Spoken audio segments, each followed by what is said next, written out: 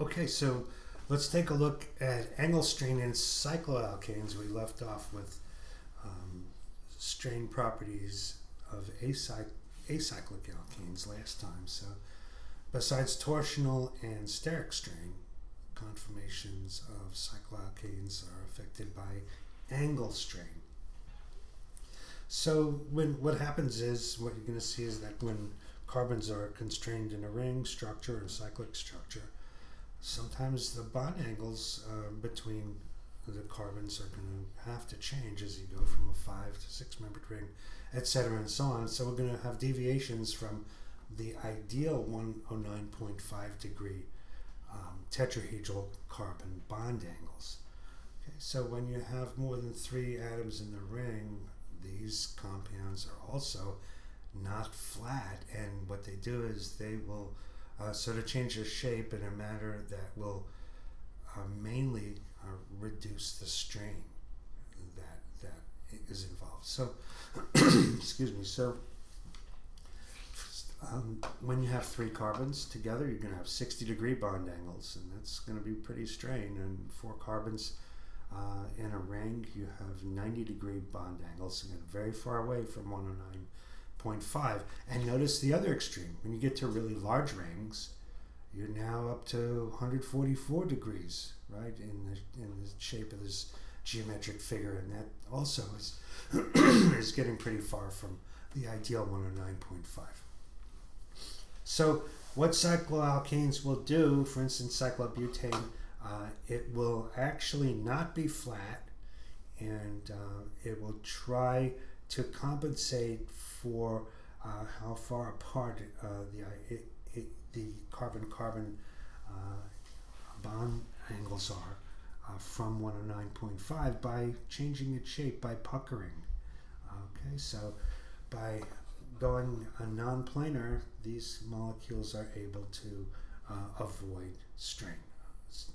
And so your cyclopentane, you see cyclopentane is not just a pentagon, it's a pentagon with one of the carbons out of plane of the other 4. 7 carbon ring cycloheptane, and you can see that it's pretty puckered. 10 carbons, you can see it's zigzagging all around here again, and these are conformations that help alleviate the angle in torsional strain. Do I want you to memorize these conformations? No, but just understand why they occur, and sure, be able to recognize maybe cyclobutane and cyclopentane are going to be distorted from planarity. There's not too many ways you can do that. And that's cyclopropane, 3 carbons. That by definition, triangle has to be planar, right? So let's take a look at cyclohexane. Cyclohexane special. Nature loves 6-membered rings, and I'm going to tell you why. So if cyclohexane were flat, for instance, we would have a lot of eclipsing interactions between these hydrogens, and that would give us torsional strain, as we saw in the acyclic case. Okay, so we have electronic repulsion, etc., and so on, as these eclipse each other and they're aligned. Notice also in cyclohexane, the bond angle is greater than 109.5. It's 10.5 degrees higher, I think, right? So what cyclohexane does is adopts a chair conformation. Now this is one that you have to know. Now the chair conformation is more stable than any other possible conformation. And oh, look at that, there's a chair on the lower left there, and you have to use your imagination, but I guess that's why they call this a chair. It's kind of like astronomy, right, where you start seeing shapes out of stars, right? Anyway, this is the chair, and what I want you to notice is you have the carbons alternate up and down, up, down, up, down, up, down. You have to make a model of cyclohexane. You have to. You're going to have to. Cyclohexane and cyclohexane derivatives are hugely important in nature. And why? Well, because when cyclohexane puckers into this chair conformation, its most favored non-planar conformation, all of its substituent bonds, in this case CH, are staggered. So nature loves a six-membered ring chair because that conformation keeps substituents as far away from each other and therefore minimizes torsional strain as much as possible. All the hydrogens, or even if these aren't hydrogens, if they're substituent, all substituents are staggered because cyclohexane can adopt this chair conformation. Now we have an important term here, axial and equatorial. So hydrogens that point straight up or point straight down, we call those axial. Hydrogens that are angling up or angling down are called equatorial, closer to the equator, if you will. Okay, and use your imagination. So axial, straight up, straight down, and kind of angling a little bit, it's equatorial. Cyclohexane is going to have 6 of each. And what I want you to start doing right away is drawing cyclohexane chairs and making sure that you are drawing your axials straight up or straight down and your equatorials angling up or angling down. I'll say more about this, but I want you to get this right now. How do you know if axial is going to be up or down? Every time you have a carbon facing down, axial is going to be straight down. So this carbon here is pointing up. The carbon to the left of this one is pointing straight up, and so you can see that would be a axial straight up. So the front carbon is pointing down, so axial CH bond is straight down. Then the eclipse, it's got to be the equatorial, not eclipse, the equatorial bond is going to be up, angling up slightly. So if you have one in the plane down, then the other substituent on the same carbon's got to be up. And then the back you have CH up and CH for axial, and CH equatorial therefore has to be down.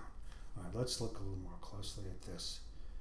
Okay, so notice again, 3 atoms pucker up and 3 carbons pucker down in an alternating fashion around the whole ring. Okay, so again, this is important. Axial above and below, straight up or straight down, and equatorial bonds are angling in the opposite direction of the axials on the same carbon. So if you have axial down on a carbon of cyclohexane, you're going to have an equatorial up substituent. Okay? All right, so keep that in mind. It's very important. How to draw cyclohexanes, there's a number of ways to do that, and you can follow this. You can draw a wedge, parallel lines, and a wedge. Okay? So a pair of parallel lines in the middle and 2 wedges on the end. It's not the way I do it, but it's okay. And you can, if you want to show some stereochemistry or some 3-dimensional type emphasis, you can shade the carbons coming towards us. That is the carbon-carbon bonds that would be coming towards us from the computer screen.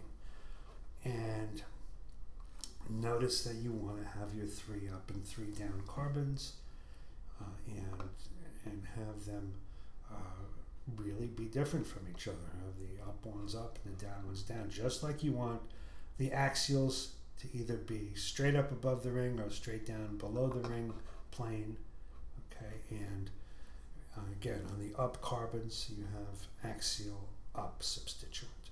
The down facing carbons, you have the substituent, axial substituent facing straight down, and the equatorial again will follow. If you have axial up, equatorial is going to be down. If axial is down, equatorial is going to be up. Okay, so you can see just the equatorial hydrogen's drawn in one of these, and then what it looks like when the axials are filled in straight up and straight down. Okay, so what's going on in cyclohexane is they're not just sitting, no pun intended, in that chair position the whole time. They are flipping, and they're flipping in a way that all the carbons and the substituents on those carbons get changed. So everything that was up but goes down, everything that was down goes up. So the axial substituents all become equatorial substituents. The equatorial substituents all become axial substituents.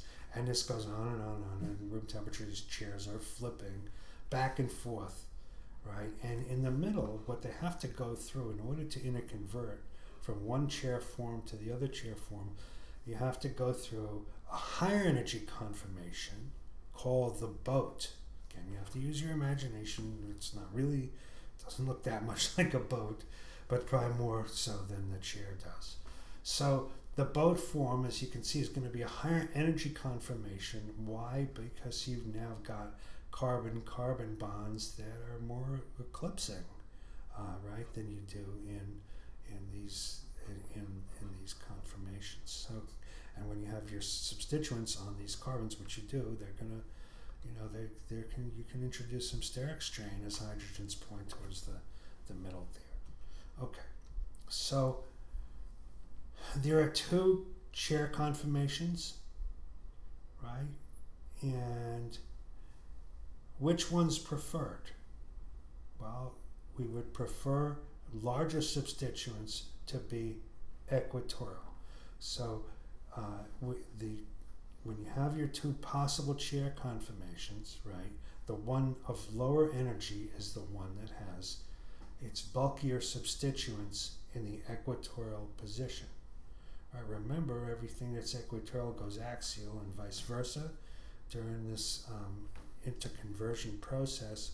But if you have really bulky substituents, they're going to prefer the conformation that puts them equatorial. Why? Because it minimizes sterics. In the axial positions, there's more interaction with other atoms on the ring. Equatorial, think about this, the substituents are kind of pointing out and away from the ring, and there's less steric and other interactions with the other substituents on the other carbons.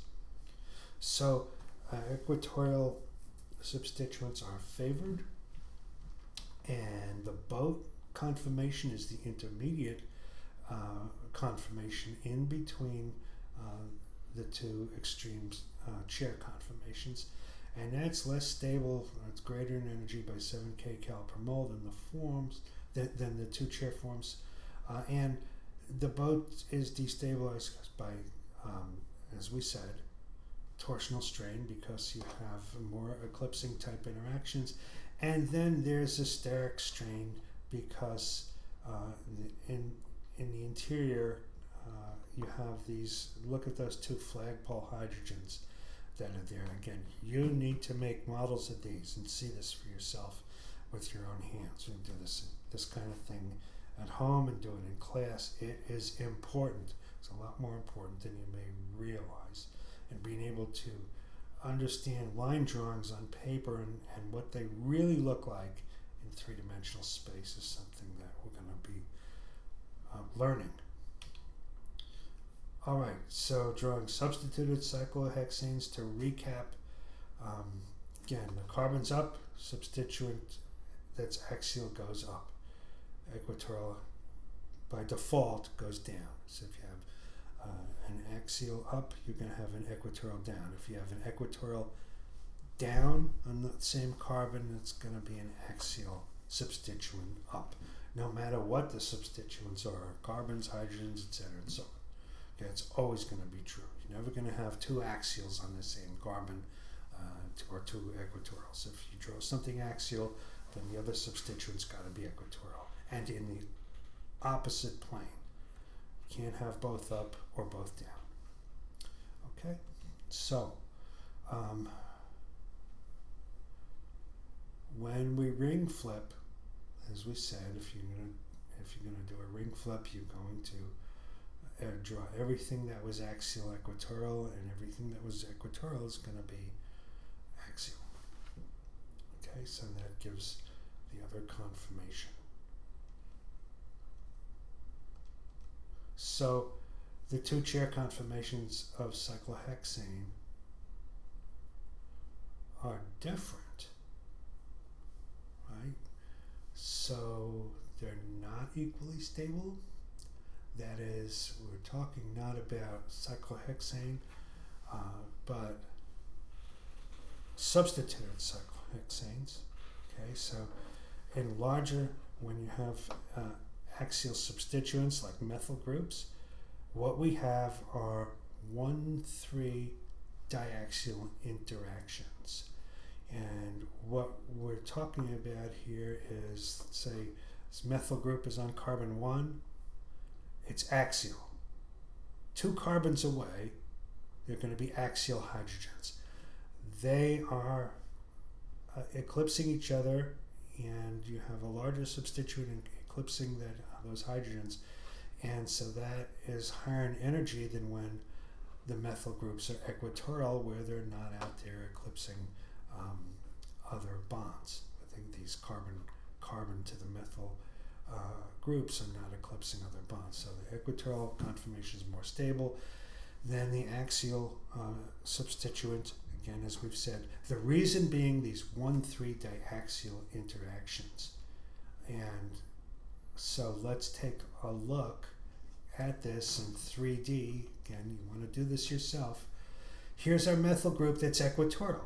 Notice it's out here all by itself. Very happy. No strong interactions. Nobody's bothering them. And over here, if we put this group axial 2 carbons away, 1, 2, we see a CH axial, and we go the other way, 2 carbons away, another. There are 2 1,3 diaxial interactions as shown there in the lower right. See that? So if those are worth, I believe, 0.9 kcals, you multiply that by 2, that's how much higher in energy you can say this is going to be. So I hope you can see why substituents prefer to be equatorial, and that the conformations keeping substituent groups in cyclohexanes equatorial are lower in energy and preferred. Okay, now when you have a tertiary butyl group, remember our tert butyl group, that is a carbon that has 3 methyl groups attached to it as a substituent, and 3 methyl groups on what was a tertiary carbon that becomes a quaternary carbon as it attaches to our ring here. So notice the T-butyl group is T-butyl or tert butyl. That group has a lot of sterics. It's huge. It's just gigantic. All right, and so that's our extreme case. You will never, you never want to say never, but almost all of the time, and for our purposes, at least until further notice, tertiary butyl groups are always going to be equatorial because their 1,3 diaxial interactions are extreme. Okay, and you have to minimize those. Those poor hydrogens you see in the lower left there sticking down axial, they're very crowded by all those methyl groups. Okay, so that conformation is going to be 100% cyclohexane with equatorial T-butyl groups. Okay, so that's kind of, they call that an anchor, and there's no interconversion there, right? The cyclohexane spends 100% of its time having its huge T-butyl group equatorial. Okay, so that's the extreme case of sterics. Anytime you want to talk about sterics in the extreme, use a T-butyl group. Okay, let's look at some other cycloalkanes. Let's look at cyclopentane. And cyclopentanes can have different kinds of substituent pairs as well. And we can have, for instance, 2 methyls, if you will, above the ring that is coming towards us as in A. See how that's drawn, shaded in? The methyl group's coming towards us. Or in case B, where one's coming towards us and one's going back and away from us.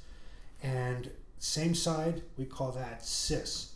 Opposite side, we call that trans. So we have a cis isomer and a trans isomer. Why are they isomers? Well, guess what? They've got the same molecular formula, right? But they have different configurations, right? They're not the same. Okay, they're isomers, but clearly not the same molecule. The relationship of the methyls, in one case, they're on the same side, on the same side of the plane of the ring, and in case B, they're opposite. And cis and trans, these are terms you're going to hear so many times. You will get very used to them. Cis meaning same side, trans meaning opposite side when we talk about substituents. These cannot interconvert. They will not be interconverted. They're pretty well anchored. And they are stereoisomers, obviously. So cis and trans, anytime we have cis and trans relationships, we have stereoisomerism. And these are isomers that differ only in the way the atoms are oriented in space. So, unlike the isomers we saw before, and I may have misspoke if I said configuration, but unlike the configurational isomers we've seen before, stereoisomers don't differ in where the atoms are placed on the molecule. They don't differ in where they're located on different carbons, but they do differ in the way they're oriented in space. Up versus down, for instance, right? Cis versus trans. Cis has two groups that you're comparing to each other. On the same side, we say they have a cis relationship, or that's the cis isomer. Same compound, if you put those substituents on opposite sides of the plane of the ring, they are trans to each other. Okay? So 1,2-dimethyl cyclopentane can be either cis or trans. Notice how we write that. We put the cis or trans in italics and then a dash and then the numbers as to where those groups are located. So 1,4-dimethyl cyclohexane, right, has two possible chair conformations, a trans and a cis. Okay, you can see that the trans on the left there, you see the methyls are going on opposite sides. One's drawn as if it's coming towards us, and the other methyl on the right side of the molecule is going away from us. And in the cis 1,4-dimethyl cyclohexane, both methyl groups are drawn as coming towards us, and the hydrogens on the same molecule therefore have to be going back and away from us. All right. So for disubstituted cyclohexanes, there's nothing really that new. Axial straight up and straight down can give us trans dimethyl. Okay, we're going to have a 1,4 trans 1,4 dimethyl cyclohexane. We see that we can draw a conformation where we have a diaxial pair of methyl groups. Everybody see that? Okay, watch this. We can do a ring flip. And now we have trans 1,4-dimethyl cyclohexane, but now both substituents are equatorial. And so it's still trans. So trans 1,4-dimethyl cyclohexane can exist as diaxial or diequatorial. All right? I want you to do this with your molecular model set. Okay, so you should be able immediately, instantly, to recognize that there's going to be a difference in preference for the molecular conformation, and that the diequatorial conformation is more stable. The diaxial conformation, you have more 1,3 diaxial interactions between those methyls, right? And the CH is 2 carbons down. Equatorial conformation, again, substituents, both equatorial, that's going to be the least strained and the most preferred and lowest energy. All right, so lower energy, more stable. Higher energy, less stable.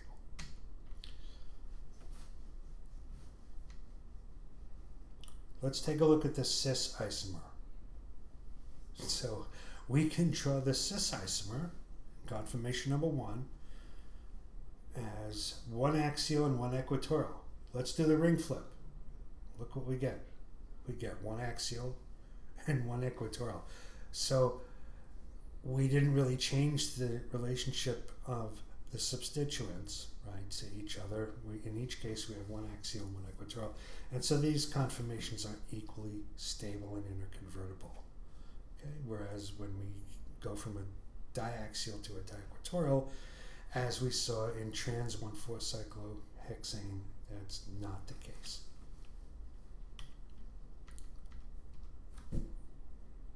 All right, so that is really good practice for you using your molecular models. And we want to talk about the concept of oxidation and reduction reactions because they're important. They're really important. So, but very simple. So let's take a look. Let's just look right down to the bottom in that figure taken from figure 4.18 in your text, and we call the structure on the left methane as the most reduced form of carbon that we're showing, and then let's go to the other extreme. Let's go all the way to the right to carbon dioxide, and just what do you think? Is CO2 more oxidized than CH4?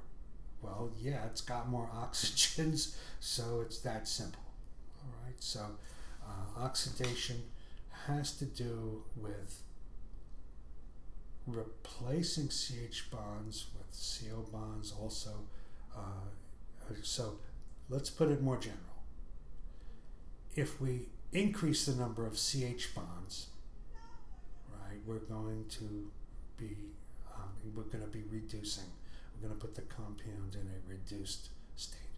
If we reduce the number of CH bonds, it's going to be more oxidized. Right? In this case, to reduce the number of CH bonds, we're using oxygens. Okay? But you can also do that in other ways. So notice that as you go from left to right, CH goes from 4 to 3 to 2 to 1 to 0. Okay, so more generally, reducing the number of CH bonds leads to greater oxidation, and vice versa. So what's an example? What do I mean by oxidation? Well, combustion. How about something burning in air? That's a really good example of an oxidation. Okay, so you're taking methane and you heat it in air. Don't do this at home, please. And you get CO2 and water. Okay, and that's an oxidation. Why? Because now the carbon's lost all 4 CH bonds and now has 2 double bonded oxygens. Let's take isooctane or 2,2,4-trimethylpentane. You have been practicing your nomenclature, I know, of course, right? All right, we want to heat that in oxygen, and if you want to balance your equations, which organic chemists never do, well, almost never do, you take 25 O2s, you're going to get 16 CO2s. Okay, so look at all those CH bonds that we lost, all of them. So combustion is burning, it's oxidation. So when people talk about redox reactions, especially in terms of oxidation, think of stuff burning in the air, okay? And there are more moderate forms of that, where things actually don't burn up and burst into flames. Thank goodness, because redox interactions are occurring in our body, that is, reduction and oxidation reactions are occurring in our body all of the time. There are enzymes called oxidases and reductases that nature invented just to do this.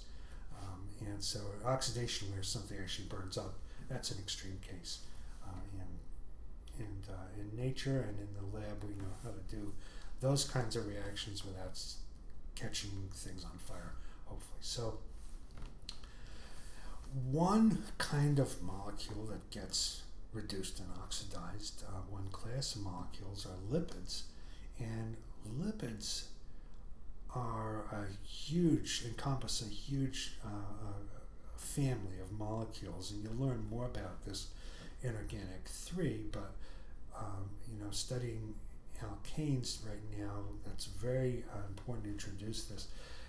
Lipids are biomolecules, right, that are soluble in organic solvents and not soluble in water.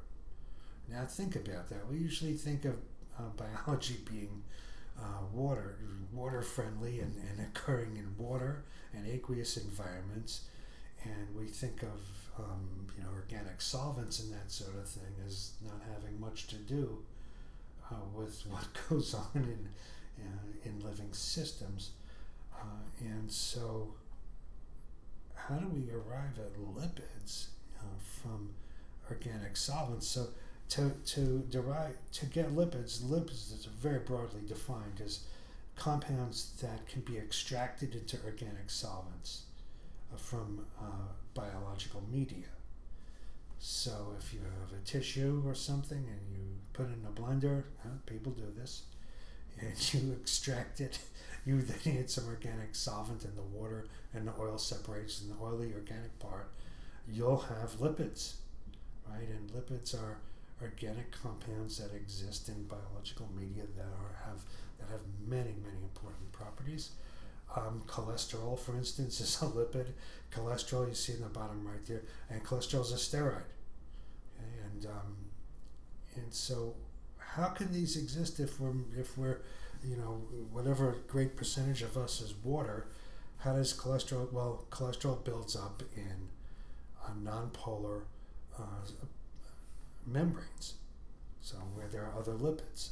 So the lipid membranes form, and that's where cholesterol and these other lipids are found. Okay, so lipid metabolism is very important for energy and many other purposes. Cholesterol, of course, is a steroid, as I just mentioned, and it's a group of lipids that have 4 rings joined together. I'm going to go back and show you there are 4 fused rings, is what we call the A, B, C, and D rings, counting alphabetically from lower left to upper right. These are the A, B, C, and D rings of cholesterol. Notice cholesterol and this prostaglandin compound is a very important biomolecule. Notice that these aren't alkanes because we have double bonds and oxygenated, etc.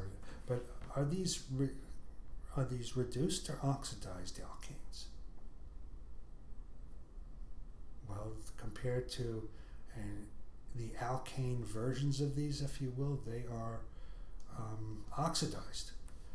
To make a double bond from a single bond, are you removing hydrogens? Yes. Okay. If you have a hydroxyl group attached to a carbon, well, it's got one less hydrogen and one more oxygen attached to it. So realize that these are oxidized. These are more oxidized than alkanes. Okay, so alkenes are always going to be more oxidized than alkanes, and substituted with oxygen, that is going to be more oxidized than alkanes. So cholesterol is a member of steroids, and again, how do lipids, and cholesterol specifically here, if they're not soluble in water, where do they go in our bodies? Well, they go into lipid bilayers of cell membranes. Why? Because these lipid bilayers themselves are carbon chains, right? They're just long chain carbons, sometimes 20 carbons or so. They go in pairs, 18 carbons, etc., and so on. And these are non-polar, and what happens is the polar head groups on these lipids that make up these membranes, the cell membrane, they stick out into the aqueous exterior. Why? Because they're polar. So you could have phosphates, for instance, or carboxylates out here that are charged ions, and they stick out into the water, and the hydrophobic parts of those molecules, or the lipid alkane chains, they hide buried in this membrane that they form, where they can just stay close together and have favorable nonpolar interactions. And cholesterol then comes in and gets in between in the membranes. Okay, and that's how cholesterol builds up, and things build up in our bodies that are lipids, that are nonpolar lipids. So the nonpolar skeleton of cholesterol embeds itself in the nonpolar interior of the cell. Why? Because it's nonpolar, and like dissolves like. And as you might expect, see the little red dot on the cholesterol? That is the hydroxyl group. It's polar, and so that actually tries to stick out into the water with the other polar groups of the other lipids. Right, and that's how membranes interact with cholesterol. And that's it